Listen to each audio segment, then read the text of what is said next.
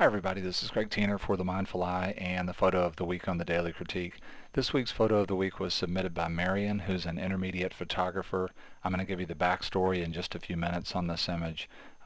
For the metadata, all we know is that Marion used an 18 to 200 millimeter zoom to create the image. One of the things that I just love right away about this image is the gorgeous quality of light.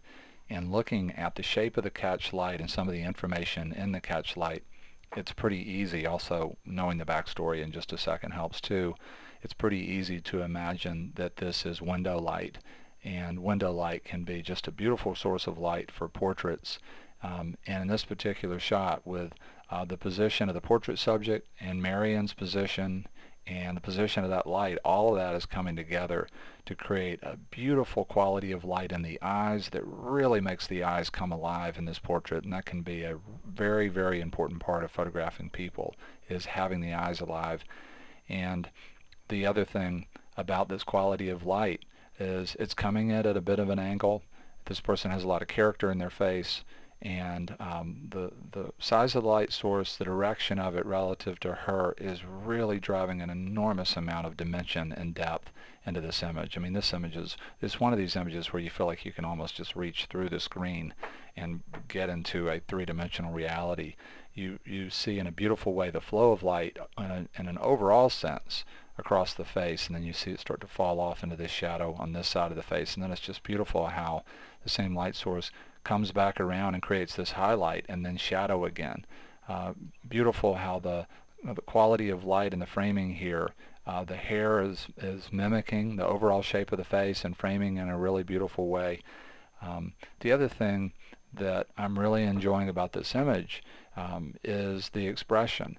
And quality of light is so important, but when we go to the idea of photographing people, and particularly tight shots where we're really showing the face that can express emotion, then to me, sort of the idea of the energy of the expression is another form of light that can even trump quality of light. And this image has both. It has this gorgeous quality of the physical light coming into the space, and then it has this amazing expression. And for me, one of the things that's so powerful about the expression is it really gives the viewer a chance to project a lot of different emotional scenarios onto the portrait subject.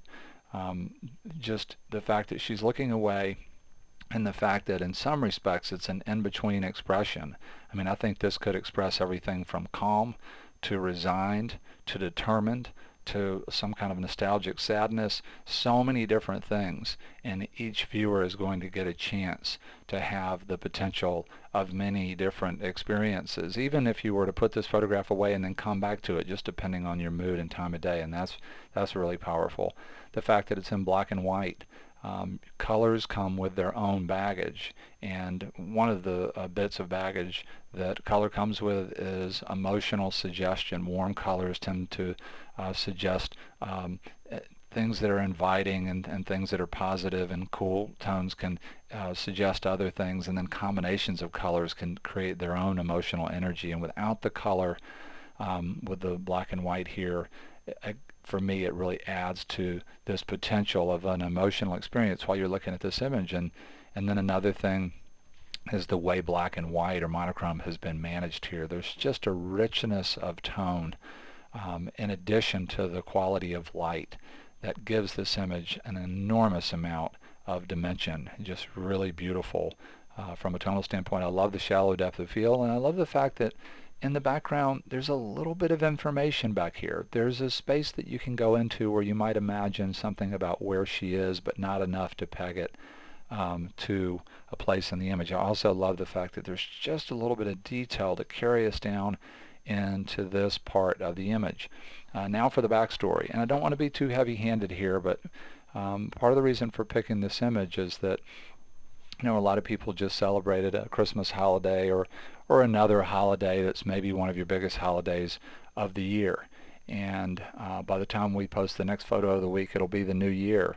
And so I want to tell you the backstory, and then I really, in some respects, kind of want to issue a challenge to you as a photographer, a challenge to myself as well. Marion says that last year I did a project in a home for elderly people. During a couple of weeks, I took portraits of the inhabitants of the home and made monotone prints. The prints were exhibited in the corridors, the lunchroom, and the recreation room of this facility. The people, and then she put in parentheses, who don't have a lot to do to fill the day, talked about it for months. And so several things that I want to say. One is that my experience in teaching for the last 5 years and doing photography of people with workshop participants and doing a lot more photography of people that I'm just getting to know with my camera, there's a general fear that photographers have and surrounding shooting people. And one of the ways it's expressed is that if we approach people that we don't know, that we'll impose upon them if we take their picture. And most of the stories that we make up about the future are not true.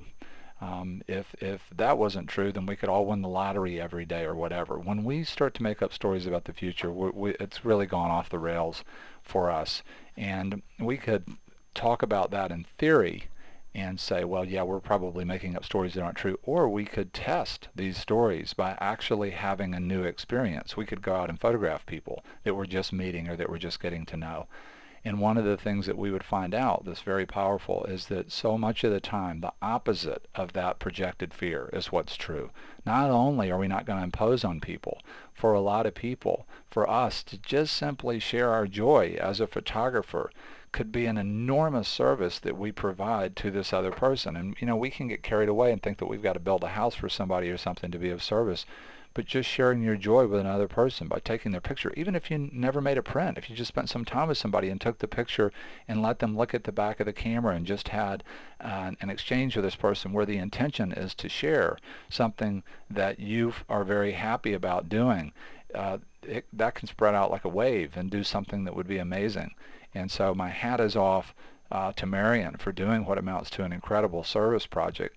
And just, a challenge to all of us in the coming year to think about the idea of service with your camera. Again, it doesn't have to be over dramatic. And one of my favorite quotes of all time is, the best way to find yourself is to find yourself in the service of others. Mahatma Gandhi said that. And so just a challenge to all of us for the coming year. And I want to say a huge thank you to Marion, really, for being the inspiration for this challenge. And I want to also mention that Marion created a whole series of these portraits that you'll see in an Inspiration Image Showcase. Thanks again to Marion. Thank you for being here, and hope to see you again soon on The Mindful Eye.